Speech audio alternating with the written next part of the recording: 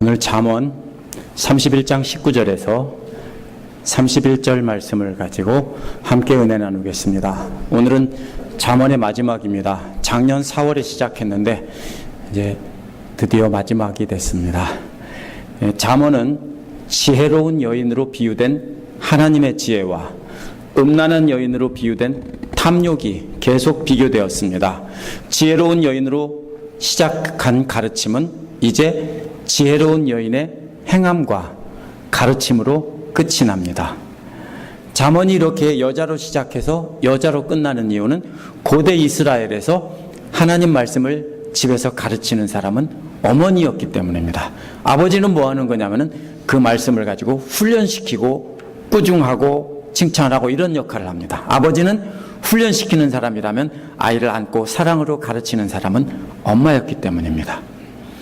그래서 지난주 말씀에서는 왕을 유혹해서 왕에게서 힘을 빼앗아가는 화려한 여인과 땀 흘려 열심히 일해서 남편에게 힘이 돼주는 힘센 아내가 비교되었습니다. 오늘 말씀에서는 힘센 아내가 열심히 집안일을 해서 식구들을 입히는 모습이 나옵니다. 그러나 힘센 아내는 힘만 세고 부지런한 것이 아닙니다. 입만 열면 지혜와 교훈들이 쏟아져 나온다고 했기 때문입니다. 힘센 아내는 그 지혜로 자녀들을 잘 가르쳐서 가족들의 칭송을 받고 그 지역사회 모든 사람들에게 존경을 받는 아내입니다. 이 말씀을 보면서 우리는 어떻게 지혜로운 삶을 살아서 가족과 이웃들에게 존경을 받는 삶을 살지 생각해보는 시간을 갖도록 하겠습니다. 19절에서 27절 말씀은 지혜를 따라 살며 지혜로 가르치라는 내용이 나옵니다. 19절은 실을 만드는 모습입니다. 한 손으로는 물레질을 하고 한 손으로는 실을 탄다라고 했습니다. 무슨 뜻이냐면 한 손으로는 실을 꼬는 겁니다. 꼬고 한 손으로는 이제 손바닥으로 감는 겁니다. 그 기계가 어떻게 생겼는지 모르지만 한 손으로는 실을 꼬아서 실을 만들고 한 손으로는 이렇게 감아 나가는 모습입니다. 그래서 하나는 꼬는 것은 손가락이고 주로 손가락과 손을 가지고 하고 감는 것은 손바닥입니다. 주로 감는 것은 손바닥으로 감는 것입니다. 이렇게 하는 모습입니다. 20절도 손과 손바닥이 나옵니다. 그래서 이건 하나는 손이고 하나는 손바닥입니다. 20절은 손바닥이 먼저 나옵니다. 19절에서는 그 손가락이 먼저 나왔는데 20절은 손바닥이 먼저 나옵니다. 그래서 손가락이 아니라 손바닥, 손 이렇게 나옵니다. 그래서 중심은 손바닥입니다. 한 손은 펴서 가난한 사람을 돕는다는 말은 약하고 억눌린 사람들에게 손을 내밀어서 일으켜 세워주는 모습입니다. 다른 손은 펴서 궁핍한 사람을 돕는다고 했습니다. 이제는 손바닥이 아니라 손 전체입니다. 손 전체로 돕는 겁니다. 실패를 손바닥으로 잡고 감던 그 손바닥으로 이제는 펴서 그 손바닥을 가지고 잡아 당겨주고 또 그 손 전체로는 음식을 집어서 가난한 사람들에게 나누어주는 모습입니다. 한 손의 손가락으로 실을 만들고 다른 손의 손바닥으로 감던 그 손으로 가난하고 억눌린 사람들을 잡아주고 나누어주는 아름다운 역할을 하는 여인의 모습입니다. 하지만 힘센 아내는 약하고 억눌린 사람들만 돕는 것이 아닙니다. 원어에서 21절은 눈을 두려워하지 않는다는 말로 시작합니다. 눈은 사람 눈이 아니라 내리는 눈입니다. 눈을 내리는 추운 날에도 가족들 걱정을 하지 않는다는 것입니다. 왜냐하면 이 여인은 자신이 실을 짜서 만든 옷감으로 가족들에게 홍색 옷을 따뜻하게 입혔기 때문입니다. 근데 홍색 옷이란 영어로 스칼렛이라는 색깔입니다. 이것은 모지옷입니다. 왜냐하면 면지옷이나 다른 섬유질로 짠 옷감들은 스칼렛 물감으로 물을 들여도 물이 들지 않습니다. 그 색깔이 안 나옵니다. 이런 색깔이 나오는 것은 오직 양털뿐입니다.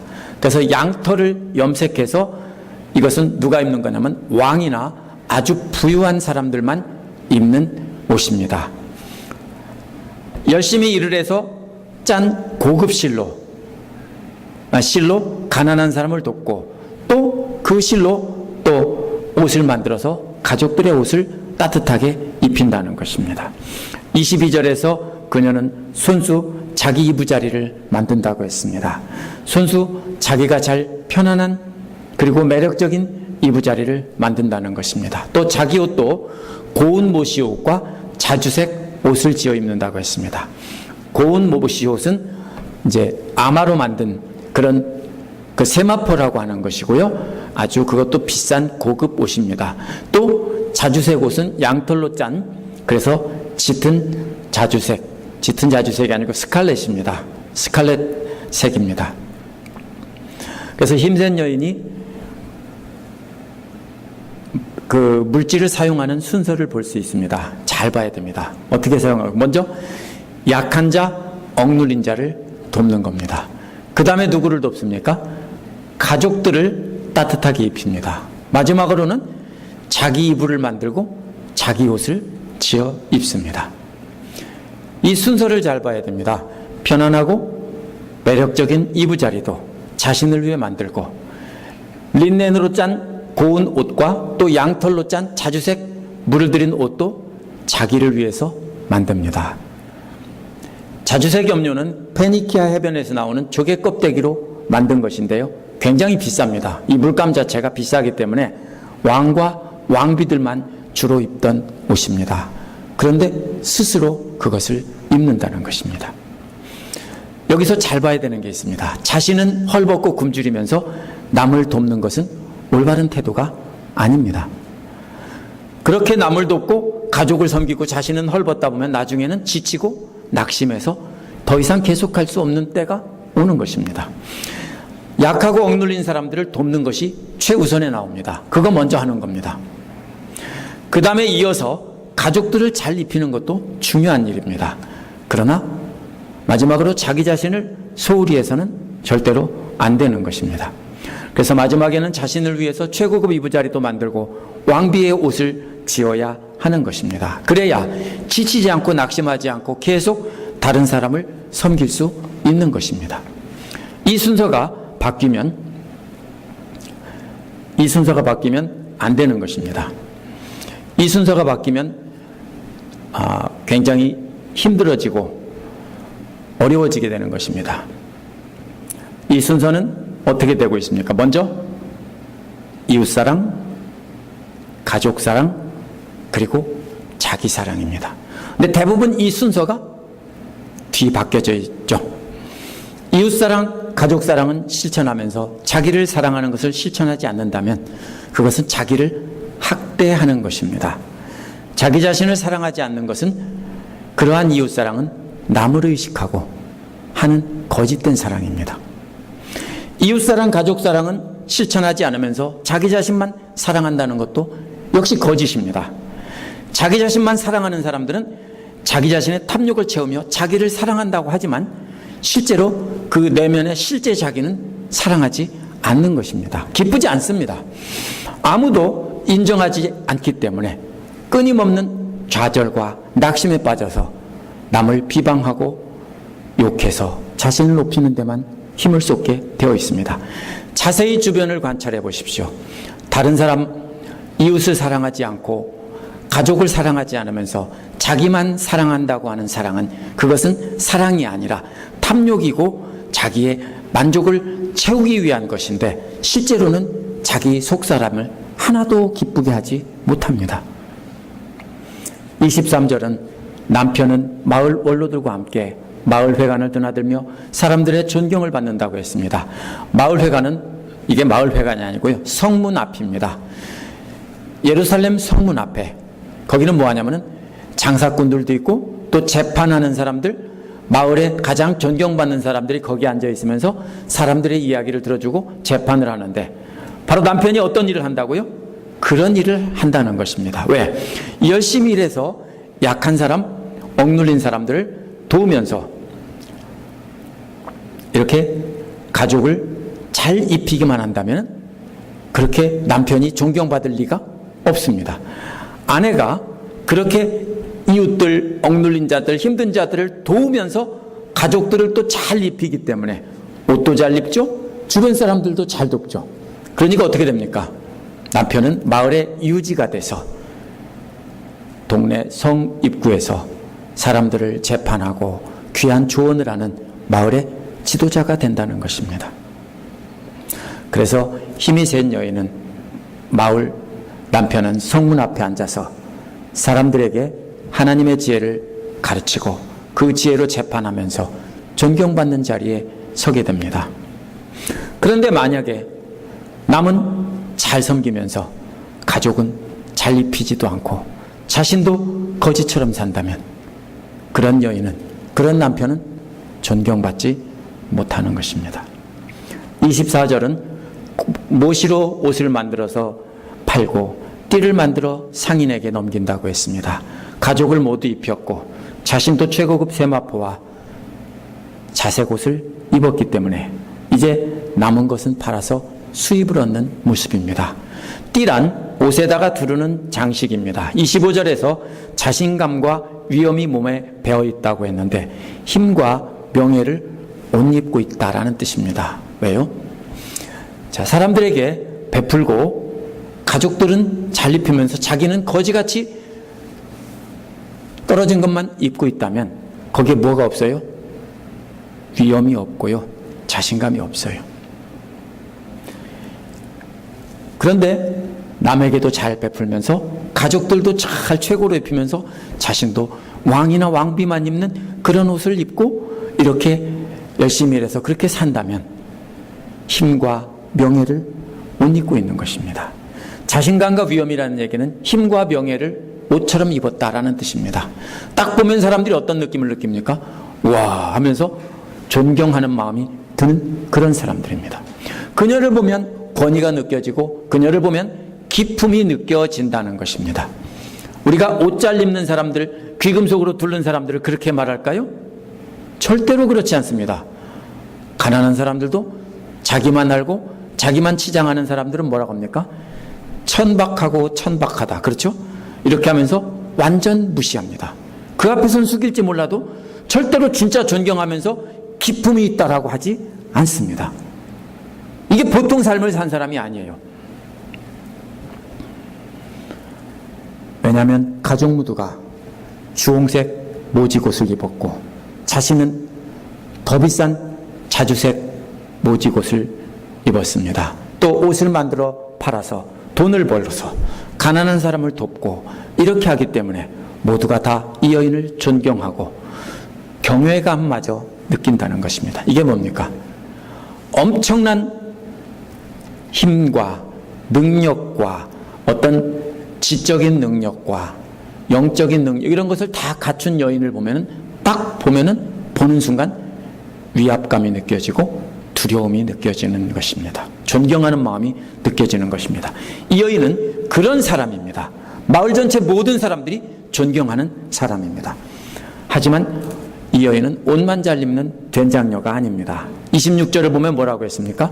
입만 열면 지혜가 저절로 나오고 혀만 움직이면 상냥한 교훈이 쏟아져 나온다고 했기 때문입니다. 보통 사람들은 뭐가 나옵니까? 옷은 잘 입고 귀금속은 다 둘렀는데 입에서는 뭐예요? 앞에서 뭐라고 했어요? 돼지코에 금골이라고 했죠. 그죠? 왜요? 남 욕하고 남 비방하고 남 흉보고 계속 이런 것만 하기 때문에 뭐라고 그래요? 앞에서 돼지코에 금골이라고 했잖아요.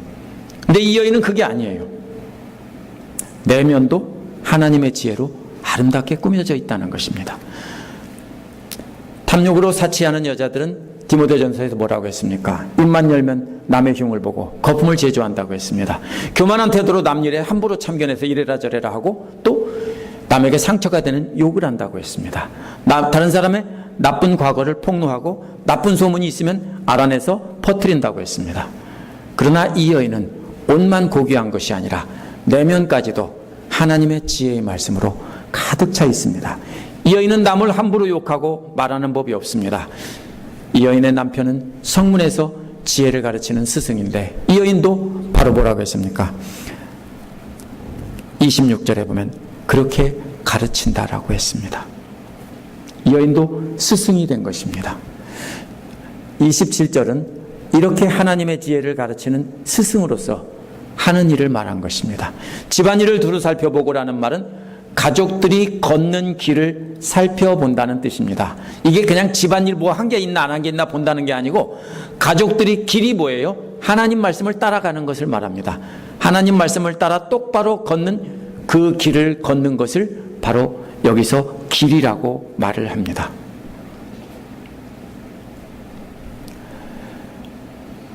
훌륭한 스승이란 혼자만 떠드는 사람이 아닙니다. 가르칠 학생들을 자세히 살펴보고 그 상태를 알아서 가르친다는 것입니다. 이 여인은 항상 지혜의 말씀을 따라 부지런히 수고해서 음식을 먹으면서 가족들에게도 그렇게 하고 있는지 살펴보고 가르친다는 뜻입니다. 오늘 말씀에 나오는 힘이 세고 지혜로운 여인은 감히 흉내내기도 어려운 힘든 여인입니다. 이렇게 부지런히 일해서 이웃들을 입히고 가족을 입히고 가난한 사람 도우면서 또 남편을 존경받는 사람으로 세워주는 현모양처입니다. 뿐만 아니라 자신도 왕비와 같이 고귀하게 입고 기품 있는 태도로 하나님의 지혜를 말하는 사람입니다. 두 번째로 28절에서 31절에 보면 지혜로운 아내를 찬양하라고 했습니다.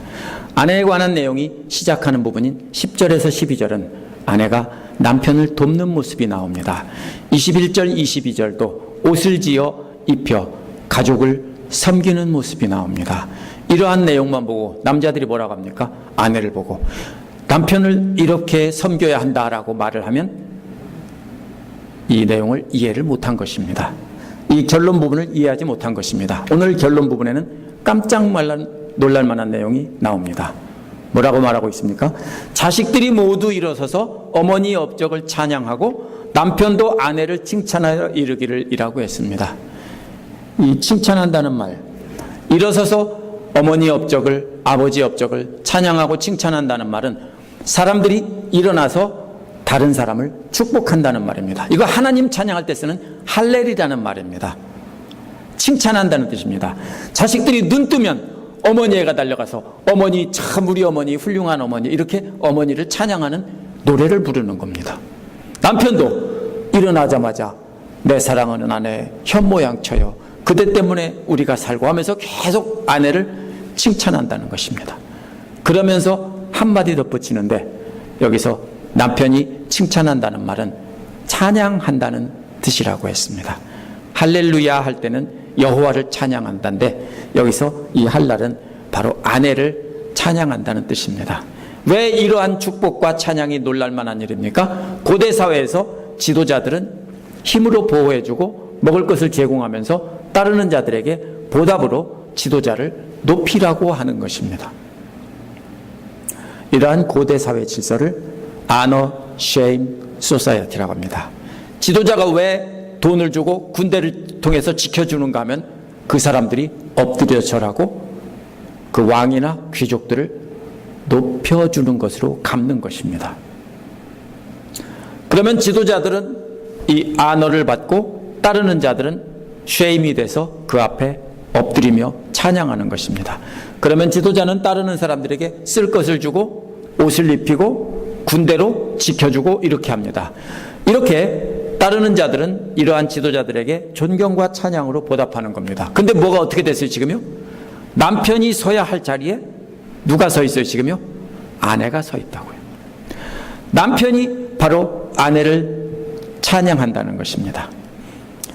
찬양한 말은 뭡니까? 덕을 끼치는 여자들이 많이 있으나 당신이 모든 여자들 가운데 으뜸이요. 이게 언제 쓰는 거냐면요, 모든 신들 중에 여호와가 으뜸이라고 할 때 쓰는 말이에요. 모든 여자들 가운데 당신이 으뜸이요. 이렇게 최고의 찬양을 하는 것입니다.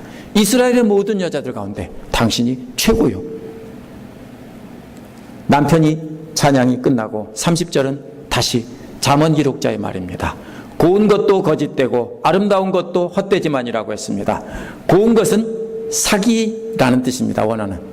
곱다는 말은 잠언 5장 19절에서 아름다운 암노루라는 말에서 아름답다는 말입니다. 또 잠언 22장 11절에서는 입술에 덕이 있으므로 라는 말에서 덕이 있다는 말입니다. 이 말은 은혜라는 말로 많이 쓰이는 말입니다. 그런데 이게 어떤 뜻이냐면요, 외모나 말씨가 곱다는 뜻입니다. 이건 얼굴이 예쁘다 이런 뜻이 아니고 전체적인 외모가 곱고 말씨도 곱고 행동거지 하나하나가 참 우아하다는 뜻입니다. 그런 사람들 있죠. 말하는 거나 손 하나 움직이는 거나 눈빛 하나 주는 것까지 아주 우아하고 고귀한 그런 사람을 말하는 것입니다. 또 하지만 여자들에게 이런 것은 사기라는 겁니다. 이게 사기라고요. 그렇게 하는 것이, 말을 우아하게 하고 행동을 우아하게 하는 게 사기라고요. 무슨 뜻이에요? 여자들이 우아하게 차려입고 우아하게 말하는 사람들이 내면도 우아할 줄을 알지만 사실은 그렇게 느끼게 하려고 일부러 행동하는 것이고 실제로는 사기라고요. 이해되세요? 또 아름다운 것도 헛되지만이라고 했습니다. 이번에는 무슨 뜻이에요? 아름다운 얼굴은 거짓으로 꾸미는 것이 아니기 때문에 사기라고 하지는 않았습니다. 그건 사기가 아니죠. 변장이 사기죠. 짙은 화장이 사기죠. 그죠? 예. 그러나 원래 아름다운 것은 사기가 아니에요. 근데 뭐라고 했어요? 헛되다고 했어요. 헛되다는 게 뭐예요? 아침 안개처럼 금방 사라진다는 뜻입니다. 새벽에 산에 올라가 보면, 제가 산을 좋아해서 젊은 시절 산에 올라가 보면 안개가 산골짜기에 저기 껴있고 산봉우리가 이렇게 있으면 참 멋져요. 마치 뭐 같아요? 그 동양화에 나오는 무릉도원 같은 풍경이 돼요. 근데 해만 뜨면 싹 사라지면서 추하고 더러운 지저분한 뭐 음식점, 상가 뭐 이런 거 다 드러납니다. 맞죠? 바로 그런 뜻이에요. 마치 아름다운 꽃이 사기는 아니지만 시들면, 금방 시들면 추하게 된다는 겁니다. 젊은 여인도 사기는 아니지만 금방 시들어서 늙고 추하게 된다는 것입니다. 이처럼 겉으로 꾸민 우아함은 사기고 진짜로 아름다움이라고 해도 그것은 잠깐 있다가 사라지는 안개와 같이 헛된 것이라는 것입니다. 그런데 이것을 뭘 비교하기 위해서 이렇게 말한 것입니까? 그 다음에 나오는 것입니다. 곱고 아름다운 여인과 대조되는 것은 여호와를 경외하는 여자라는 말입니다. 여호와를 경외하는 것은 내면에서 나오는 것입니다.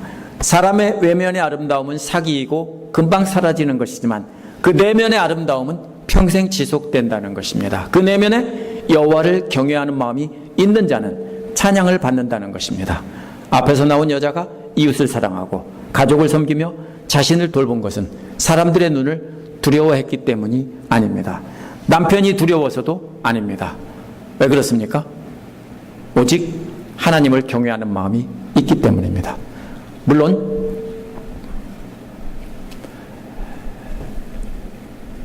여기서 보면은 하나님을 모르던 우리 조상들도 이렇게 남편에게 복종하는 것을 여자의 의무고 미덕이라고 가르쳤습니다. 우리나라뿐 아니라 전 세계가 고대에 다 그렇게 가르쳤습니다. 그렇게 배우셨을 겁니다. 그러니까 툭하면 뭡니까? 오늘날도 여자가 감히, 근데 남자가 그 소리 하면 괜찮은데 여자들도 그런 소리 참 잘해요. 그렇게 배워서요. 그죠? 여자들이 말이야 어디 나선다고 하고. 그런데 고대 사회는 세계가 다 그렇게 여자들이 나서면 안 되고 여자들은 남편에게 이처럼 복종해야 되고 이렇게 했습니다. 그래서 사람들이 잠언 31장을 가지고 이렇게 열심히 일해서 남편과 아이들을 잘 섬기는 여자에게 그렇게 하라고 이걸 가지고 가르칩니다.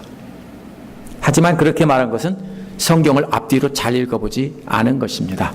세상 어느 누구도 이렇게 이웃을 사랑하고 가족을 잘 돌보며 자기를 사랑하는 여인을 칭찬하며 찬양하라고 하지 않았기 때문입니다. 잠언 31장에 나오는 힘세고 지혜로운 여인은 남편이 두려워서 그러는 것이 아니고 사람들이 두려워서 그러는 게 아니라 하나님을 두려워하며 하나님 앞에 서 있기 때문에 이렇게 한다는 것입니다. 이렇게 이웃과 가족과 자신을 사랑하면서 하나님의 지혜를 가르치는 것은 하나님이 두렵기 때문입니다. 31절에 뭐라고 했습니까? 아내가 손수 거둔 결실은 아내에게 돌려라 했습니다. 아내가 수고해서 옷감을 짜고 가정을 돌본 것은 하나님의 지혜를 보여준 것이고, 아내가 말로 가르친 것은 하나님의 지혜를 들려준 것입니다. 그 결실은 누굽니까? 자녀와 남편들입니다. 자녀와 남편들이 그 결실을 지혜로운 여인에게 돌려야 되는데 어떻게 돌립니까? 존경과 칭찬을 보내야 하는 것입니다. 받았으면 줘야죠. 그렇죠. 여자만 무슨 죄 졌어요? 죽도록 일해서 옷 만들고 밥 해주고 또 논에 가서 일하고 계속 그랬죠. 잘못됐어요. 그 다음에 뭐 해야 돼요? 그러면요, 존경을 해주고 칭찬을 줘야 되는 거예요. 이러한 찬양은 가정에서 멈추지 않습니다. 아내가 이룬 공로가 성문 어기 위해서 광장에서 인정받게 하라고 했기 때문입니다. 성문 어기 광장이 바로 아까 마을회관이라는 말이에요. 그런 내용이에요. 도시에 중요한 일이 열리는, 재판 열리는 장소예요. 그곳에서 모든 사람이 이 여인을 높이고 칭찬하게, 찬양하게 하라는 것입니다. 이제 잠언이 끝났습니다. 1장에서 도입 부분이 지나고 1장 20절에서 2장 15절에 뭐가 나옵니까? 하나님의 지혜가 외친다라는 내용이 나옵니다. 지혜를 여인에 비교한 것입니다. 잠언 전체는 지혜로운 여인이 하나님의 지혜로 인도하는 모습과 음란한 여자가 멸망의 길로 잡아 끄는 모습이 계속 비교되는 내용입니다. 이제 잠언의 마지막 부분에서 오늘 말씀에서는 부지런히 일해서 물질로 이웃과 가족과 자신을 사랑하는 여인이 등장합니다. 이 여인은 하나님의 지혜를 따라 사는 사람의 본보기입니다. 이처럼 이웃사랑에서 시작해서 가족사랑, 자기 자신 사랑으로 이어가는 사람이 하나님의 지혜를 품고 사는 사람이라는 것입니다. 이런 사람은 자기 안에 품고 있는 하나님의 지혜가 항상 행동으로 나올 뿐 아니라 말로도 나온다는 것입니다. 이웃에게 베풀고 가족에게 베풀고 자기 자신에게 베푸는 것이 바로 뭐예요? 하나님의 지혜가 행동으로 나오는 것이고, 그 다음에 입에서 나오는 말은 지혜가 말로 나오는 것입니다. 세상의 여인들은 사람들을 두려워해서 외모를 우아하게 꾸미고 말을 조심하고 이렇게 꾸미지만 다 사기고 금방 없어지는 안개 같다는 것입니다. 그런데 이 여인은 하나님을 경외하며 영원한 가치가 있는 내면을 아름답게 꾸미고, 그래서 다른 사람이 이 여인의 행동을 보고 또 말을 듣고 배우는 것입니다. 말만 가르치는 게 아니라 행동으로 보여주고 말로 들려준다고요. 이제 오늘 말씀을 통해서 자신이 사람들을 두려워하며 겉모습을 꾸미는 사람인지 하나님을 두려워하며 내면을 아름답게 꾸미는 사람인지 우리가 생각해 봐야 됩니다. 바로 앞에 나오는 말씀은 그 사람들 앞에서 잘못된 행동을 하는 그런 사람들도 나옵니다. 그런데 여기서 어떻게 해야 되는 것입니까? 여기서 뭐라고 했습니까? 제일 먼저 뭐부터 하라고 했습니까? 이웃을 불쌍히 여기는 마음이 시작입니다. 근데 그 마음이 없으면 잘못된 것입니다. 그 다음에 뭐가 나옵니까? 가까운 이웃인 배우자를 사랑하는 것입니다. 근데 배우자를 사랑하지 않고 이용만 하고 사랑하지 않는 사람도 역시 문제가 있는 사람입니다. 그 다음에 자녀를 사랑한다고 합니다. 거짓말입니다. 무슨 말씀인지 아세요? 이웃을 사랑하지 않고 남편, 여자분들이니까 남편을 사랑하지 않고 이용만 하면서 자식들은 사랑한다고 하는데 거짓말입니다. 그것을 뭐라고 부르냐면 집착이라고 합니다. 내 소유에 대한 집착입니다. 그러한 자녀들이 자라면 어떻게 됩니까? 엄마한테 들이받고 떠나죠. 엄마를 존경하지 않습니다. 물론 티네이저 때는 잠깐 존경 대들다가 크면 다시 존경받습니다. 그러나 자녀들에게 집착하고 남편을 사랑하지 않는 사람들은 자녀들이 존경하지 않습니다. 그래서 뭐라고 그래요? 남편 복 없는 니은이 자식 복도 없다, 이런 말을 옛 어른들이 하죠. 왜 그렇습니까? 문제가 남편에게 있는 게 아니라 자식들한테 있는 게 아니라 어디에 있는 겁니까? 자기 자신한테 있는 겁니다. 왜? 이웃사랑, 남편사랑, 자식사랑, 자기사랑, 이것을 제대로 못했기 때문입니다. 이런 사람은 자기를 사랑할 줄 몰라요. 근데 자기를 사랑한다고 하죠. 어떻게 합니까? 좋은 차, 좋은 집, 좋은 옷, 좋은 귀금속 이런 걸 하면서 자랑하고 사람들한테 보여주면서 자기는 괜찮은 사람이라고 드러내려고 하죠. 그런데 뭐를 의식하고 해요? 이걸 뭐라고 생각하세요? 사기라고 그랬어요. 사람들을 눈의식해서 꾸며대고 우아한 척하고 아름답게 해대고 있는 척하는 것은 다른 사람을 의식한 사기라는 거예요. 뭔가가 잘못됐어요, 이게요. 이러한 사기를 연출하는 사람들은 대부분 사랑받지 못한 사람들입니다. 부모가 사랑하며 사는 모습을 보고 배우지 못한 사람들입니다. 제가 지금 각자 정확하게 자기 자신의 내면을 보라고 말씀드리는 겁니다. 그래서 속사람이 아프기 때문에 자꾸 겉으로 드러나는 자기의 겉사람을 존귀하게 여기려고 하고 틈만 나면 남을 비방하고 남의 과거를 들추고 흉을 보고, 그러면 어떻게 된다고 생각합니까? 자기가 낮아진 자아가 높아진다고 생각하는 겁니다. 낮아진 자존감을 높이려고 자꾸 그렇게 하는 거예요.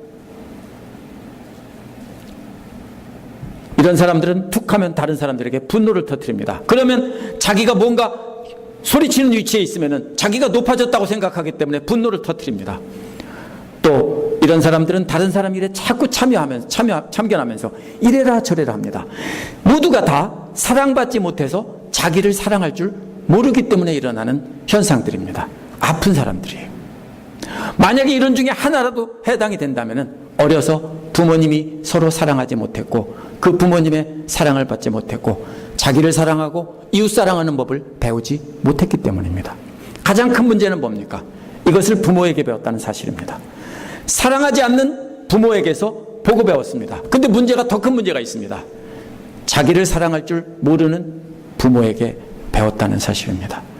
우리가 배우지 못해서 이웃을 미워하고 배우자를 미워하고 자식들에게 집착하다가 자식들에게 그게 그대로 전달이 됩니다. 한번 보세요. 100% 맞습니다. 이건 제 얘기가 아니라 심리학자들도 다 하는 이야기입니다. 그래서 어떤 사람들은 가게의 저주를 끊어라. 그 말도 안 되는 소리인데요. 그게 저주가 아니라 보고 배우는 겁니다. 보고 배우는 것이 계속 전달이 되는 겁니다. 이제라도 늦지 않았습니다. 자식들이 다 컸다고요? 아니요, 아직도 괜찮습니다. 이제라도 자신 안에 하나님의 지혜를 간직하고 그 말씀을 따라 먼저 이웃 사랑하고 배우자를 사랑하고 자녀를 진정으로 집착이 아닌 내게 아니에요, 하나님의 자녀예요. 그러면 사랑하고 질투하거나 집착하지 말고 놔줘야 됩니다. 그냥 하나님의 사랑으로 베풀기만 해야 됩니다. 자녀가 물건이 아니에요. 내 소유물이 아니에요. 그렇게 하나님의 마음으로 이웃 사랑하면 이웃들이 존경합니다. 그리고 자신에게 배우려고 합니다.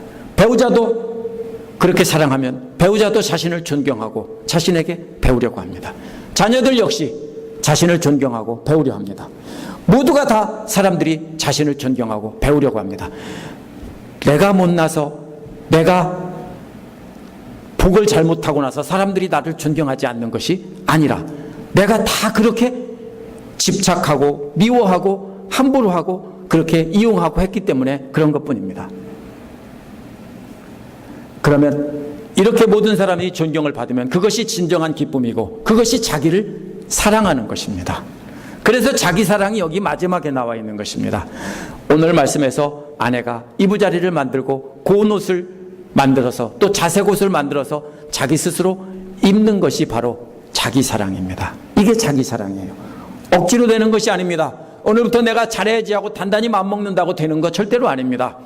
마음 안에 하나님의 지혜를 간직하고 그 지혜를 따라 하나님의 경외하는 삶을 살면 저절로 그렇게 되는 것이고 저절로 존귀하게 자기를 만드는 것입니다. 그것이 진정 자기를 사랑하는 것이고 잠언 전체에서 말하는 내용이 바로 그렇게 사는 것이 지혜를 따라 사는 길이라는 것. 기도하겠습니다.